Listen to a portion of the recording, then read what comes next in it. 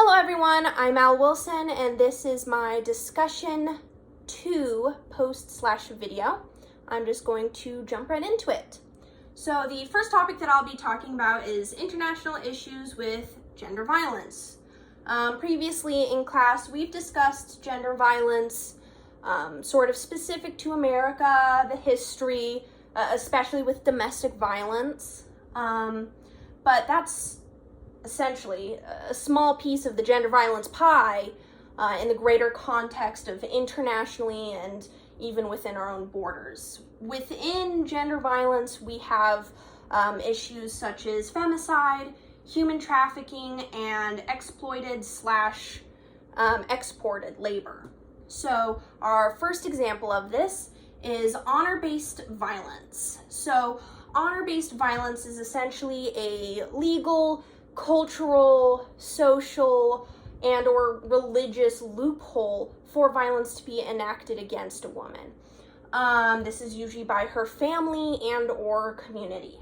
So the most well-known example of honor-based violence is a woman in the Middle East is sexually assaulted, and now she is dishonoring her family through her victimization. Her purity is gone. Likely her virginity is now gone, taken. She has been sullied, sometimes physically disfigured, and has lost value. She is violating cultural, social, familial expectations, oftentimes religious ones as well, and is now dishonoring her family by being victimized, because it's the victim's fault if she has been taken advantage of. Oftentimes, in order to even just avoid violence enacted on themselves and to regain social standing and reputation, the family will kill the woman in order to regain that standing, in order to cleanse that stain from their honor, regaining honor through the death of the one dishonoring them. This isn't just specific to the Middle East, though. That's just what we think of when we think of honor-based violence. In China, it's legal for men to sue their wife/fiance's family for essentially failure to deliver services or marriage fraud if the wife/fiance is not as expected. This could mean that the woman has had sexual partners before him. This could mean that she has had plastic surgery, even that just her education or wifely skills were not as advertised. He can sue the woman's family essentially for reparations, and in order to essentially nullify the reparations or to avoid the lawsuit or get out of it, they can kill the woman, they can disown her from the family and saddle her with the debt, or they can send her to work and pay off the debt and then disown her from the family. It's a form of violence where she is fraud or committing fraud by marrying him and he's not satisfied with her. This is a legal form of violence that men can enact on their partners that is sort of always hanging over their heads. In America, unfortunately, we have a form of honor-based violence as well that is especially troubling to me since it's within our scope and within our power of control. There is cultures and expectations of virginity, of purity within America. That's not everyone, that's not all of America, but there are those cultures of expectation. So women must remain pure, must remain chaste. This is often those Christian extremist subcultures where the women cannot have intercourse until marriage, and she must remain pure not only in action but in thought. And it's this form of honor-based violence is commonly taken advantage of through what is known in slang terms as the pedophile's loophole. And the pedophile's loophole is essentially offenders marrying their victims so that the victim's family can regain honor and avoid shame and scandal. The problem is that in most states in America, there is not a minimum age requirement. The youngest woman to ever get married in America was 8 years old. This was quite a long time ago, but it still happened. And unfortunately, in most states, the underage individual who is getting married doesn't even have to be in the room when their parents are signing their marriage certificate. So they can be married off without their consent in America. And this is usually done when it is discovered that a young girl is pregnant. Whether by choice or not, she cannot be an unwed teen mother. So she is married usually to a man, many years her senior, and becomes his responsibility. He does not face any legal or criminal repercussions because now he has married his victim and it's not illegal to have your wife pregnant or to have sex with her, even if she is underage, because you are married. So there are those cultures of expectation here in the United States, and we do have young girls who are taken advantage of, then being forced to marry their offenders, which is highly unfortunate. The next topic is rape as a war crime, or next issue. So this is usually one of the most extreme and objectifying forms of gender violence. The woman is completely objectified. She is 100% seen as a tool and an object. So this is meant to, by a conquering population or power, to demoralize the conquered group. So it's usually a public event meant to humiliate the men, where women are sexually and physically attacked in the streets and made an example of. This is often fatal for the woman, where the humiliating attack extends for hours, with many women being assaulted, many men being involved, ending and resulting in her death, sometimes with degradation of the body also being included. It's very extreme, and unfortunately, it's still pretty common globally.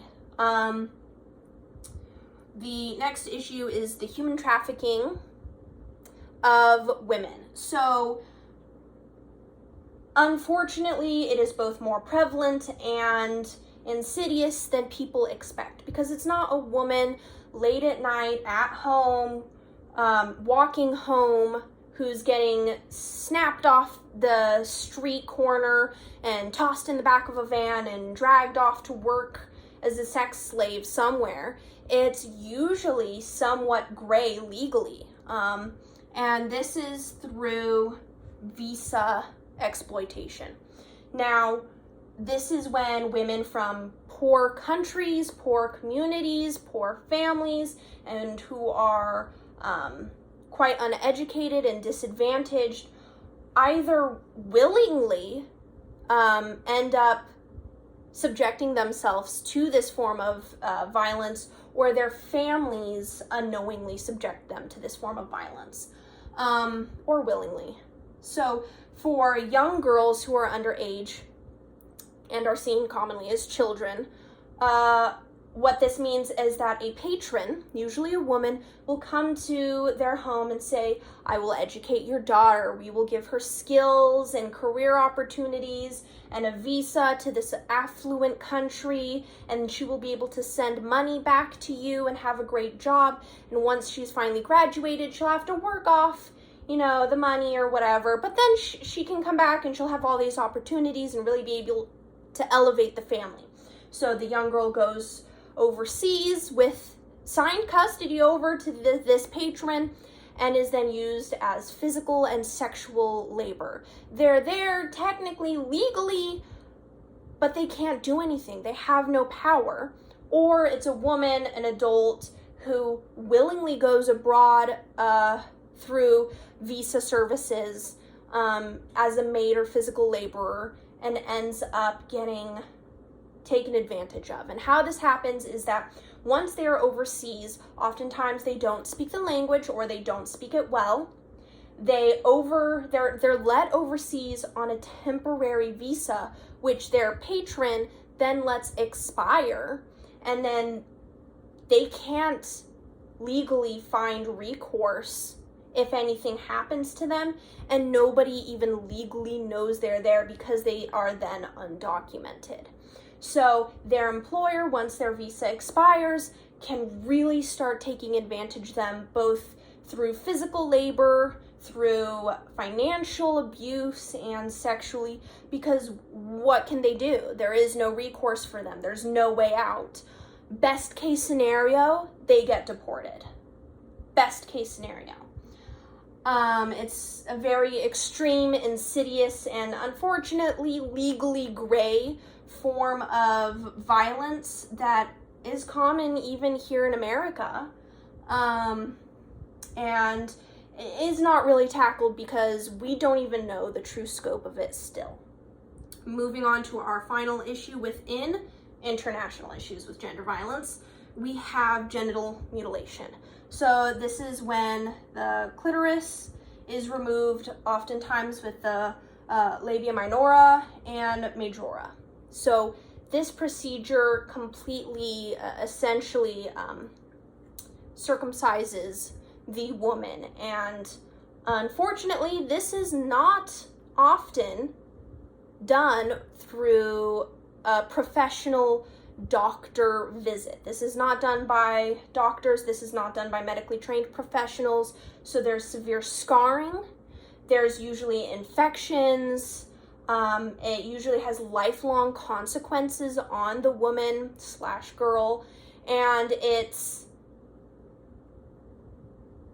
causes thousands of deaths every year through the malpractice and mistakes common to these sorts of procedures. Another big issue that is that oftentimes genital mutilation is seen as a common practice to welcome a girl to womanhood. So this is someone who is young, oftentimes who we would see as a child, who is then mutilated as a form of becoming an adult. And this is 100% done to add value to the woman on the marriage market. She will find a better husband. She will be seen as more virtuous. She'll be seen as a better wife. They're literally adding modifications that will severely affect her for the rest of her life just to increase her marriage prospects and her monetary worth, to sell her off. Oftentimes this is done because it's seen, oh, she'll have a better life, but quite literally it's not. This is often a cultural and religious expectation, and a lot has been done to illegalize it where it does happen. Unfortunately, that doesn't tackle the cultural, social, religious expectations. Moving on to our next topic, I'm going to talk about male versus female, or female versus male offending.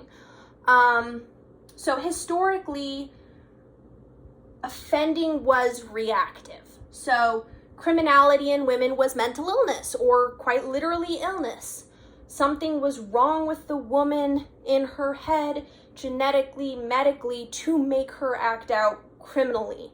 So she is not being treated. She needs medical treatment. Women who were who acted out and committed criminality were subjected to medical torture, these awful medical experiments and treatments in order to cure her criminality. So these would be things like lobotomies. This could be quite literally prescribed hard drugs like opium or cocaine, completely torturous isolation, institutionalization, a form of abuse that men would enact on women to cure them and retrain them, because it was the man's responsibility to treat her medical issue, which was crime, I guess. The second way that this could play out was that criminality was portrayed through the lens of racism.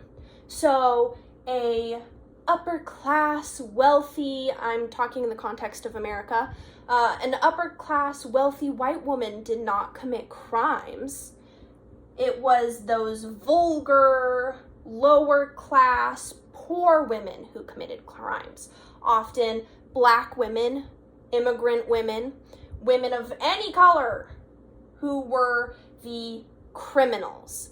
And the cure or treatment was that when these women showed their criminality, they would often be forcefully sterilized. This happened as late as 2002 here in America, where several dozen women were discovered to have been forcefully sterilized while they were in prison when they underwent procedures that put them under.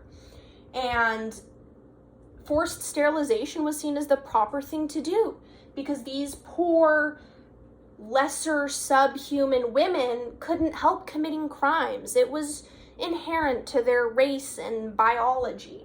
So forcefully sterilizing them, removing their children, and essentially punishing them forever was the only true cure. You couldn't expect non-criminal behavior from those lesser castes.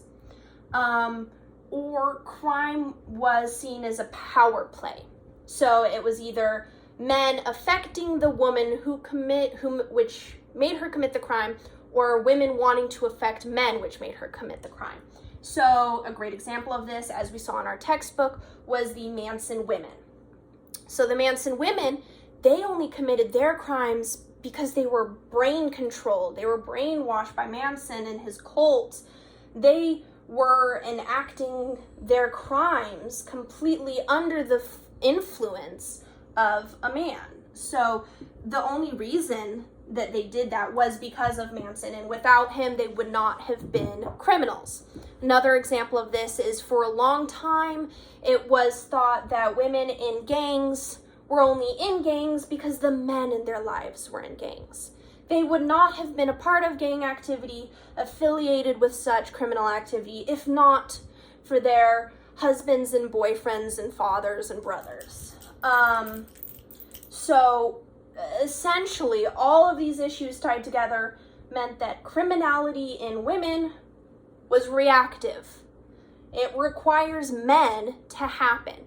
Either the women were mentally or biologically, medically ill, and the men needed to cure them. It was a form of racism, and again, usually white men needed to control them or mitigate the issue. Or it's a power play of women wanting to affect men. This was commonly understood for adultery. So women committing adultery to seduce a man or becoming a mistress, that sort of thing. Or because a man affected them, like in the case of the Manson women. Later on, once we started to compare men and women and the differences in their offending, we come across the social bond theory, where the social bonds that the genders have would affect what type of offending and how likely they were to offend. So women were close with their families. They had these tight-knit groups, so either their offending was smaller crimes, less aggressive because they had those social bonds, and they were more likely to be internalizing issues because of their social bonds than men, because men were loners. And so they would have to externalize their bonding. So they would create gangs to have those bonds that women just inherently had. There are some strong points within social bond theory, but there were a lot of issues as well, because it did not sort of include and encompass all the things that men and women faced and why that would create differences. In modern theories for men versus women and their offending, a lot of it is now also considered through the lens of feminist criminology. So there's the theory of power control, the power control theory, where this was more in the 60s, where people started considering offending through the lens of women's liberation and emancipation, and it was really biased with perspectives and ideologies from the patriarchy. So one of the biggest theories was that now that women were liberated and emancipated, we would see men and women offending essentially equalize. Women would be committing the same crimes as men. We'd see greater property crimes, so on and so forth, because now women were equal to men, right? Fortunately, unfortunately, this was not true. While women offending did increase, so did male offending. We did not see an equalization of offending, and there are still major differences in men and women offending crime-wise.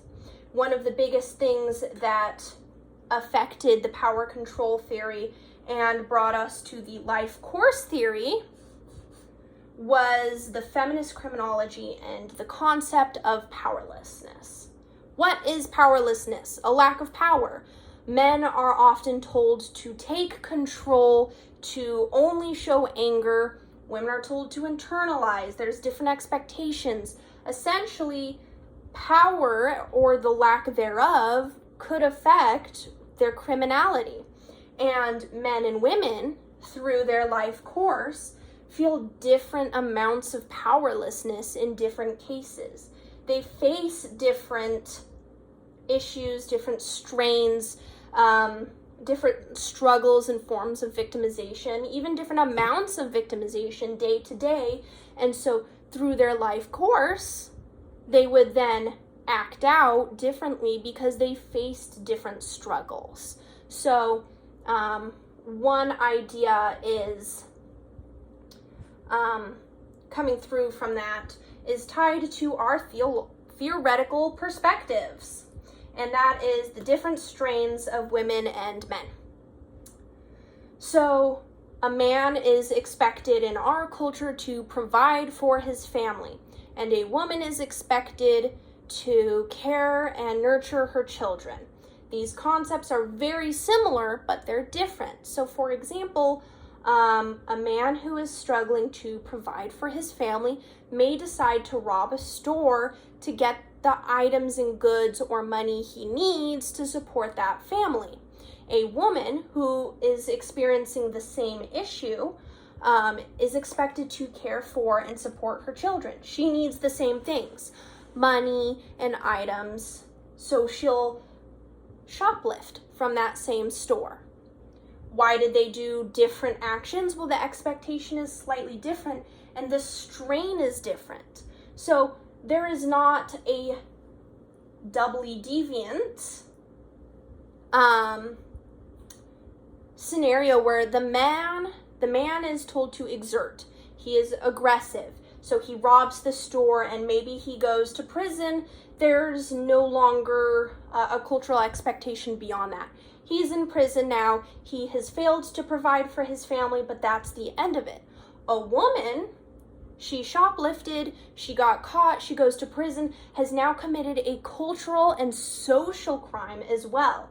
She has failed to be there for her children. She is not there to nurture them, to care for them, to support them. So perhaps why she took the less risky crime was because she expected that she needed to stay in her children's life, to stay out of prison, while men do not have that same expectation. Different strains, very similar issues, different outcomes. There were, of course, the biological perspectives. So this was tied into a lot of racist ideology until very recently. A lot of times people try to group it in with mental illnesses or issues such as bipolar equals higher chances of criminality. Does that mean that men with bipolar happen and therefore they're just as likely as women to commit crimes? Or is it biologically inherent to women?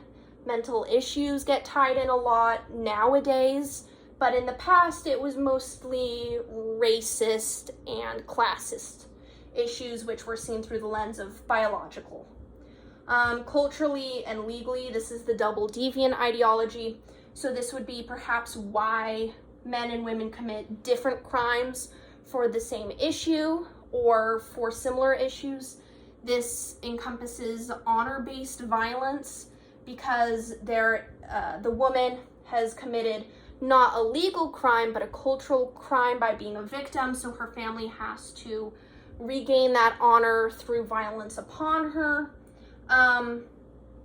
Or it's that culturally she's supposed to act one way and legally is committing a crime, and it's seen as worse because of cultural expectations. So a lot of times we see this with family annihilators, where men who kill their children will often kill their wives as well, and they will oftentimes be seen as tragically ill or that they lost control. But women who can kill their children are evil and vile and monsters, and they violated a cultural and social expectation of motherhood and nurturing.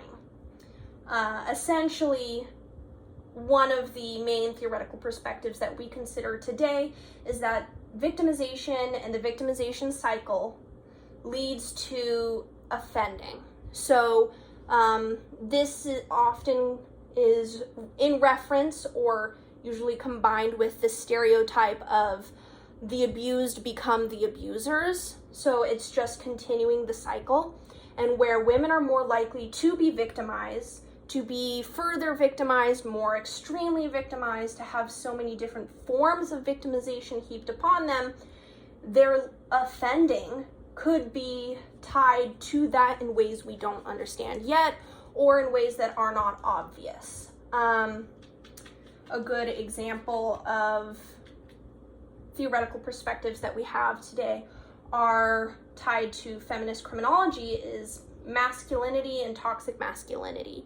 So women who have to offend because of somebody who's in their family who is toxic masculinity, who has toxic masculinity, where they have to shoplift because their husband won't let them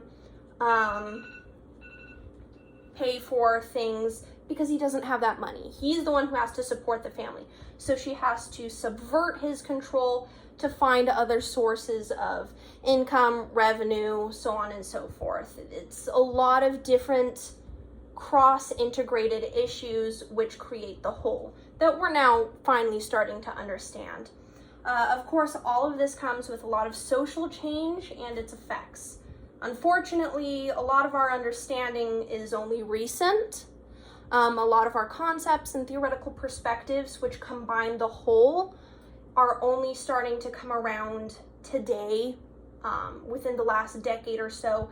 In the 60s, we were still considering emancipation and women's liberation as a good reason why offending would equalize, when that never even really happened.